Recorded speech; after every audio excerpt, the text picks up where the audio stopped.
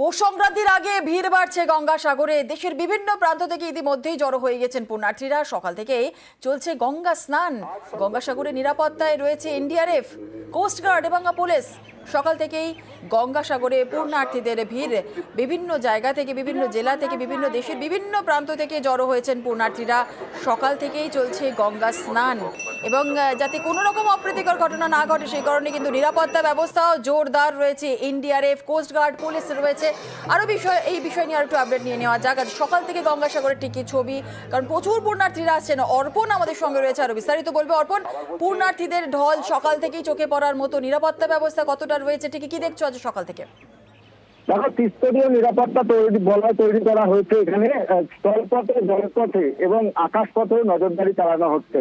এবং সব থেকে যেটা গুরুত্বপূর্ণ বিষয়, যে জোয়ার এবং ভাটার টাইমটা তাদেরকে লক্ষ্য রাখতে হচ্ছে।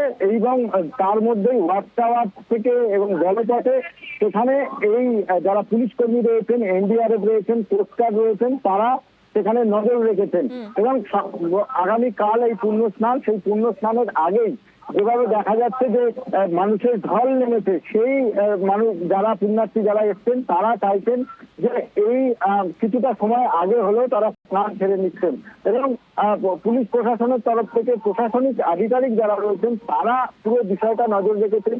একাধিক বাবুঘাট থেকে শুরু করে কপিলমুনি আশ্রম চত্বর পর্যন্ত একাধিক সিসিটিভি ক্যামেরা লাগানো হয়েছে। এবং সেই সিসিটিভি ক্যামেরার ফুটেজ থেকে শুরু করে কপিলমুনি আশ্রম চত্বর পর্যন্ত একাধিক সিসিটিভি ক্যামেরা লাগানো হয়েছে।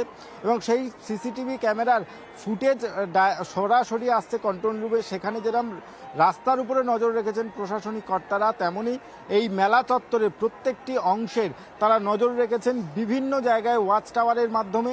এবং একাধিক জায়গায় ড্রোনের ব্যবস্থা করা হয়েছে। এবং জলপথে কোস্টগার্ড এবং তার সঙ্গে এনডিআরএফ, সব মিলিয়ে বলা চলে মহেন্দ্রক্ষণের শুরুর আগেই গঙ্গাসাগর যেন মিনি গঙ্গাসাগরে পরিণত হয়েছে। এবং তার সঙ্গে অবশ্যই বলা দরকার, প্রশাসনের তরফ থেকে যেভাবে নজরদারি চালানো হচ্ছে, তারা চাইছেন কোনো রকম অপ্রীতিকর ঘটনা ছাড়াই এই গঙ্গাসাগর সম্পূর্ণ করতে।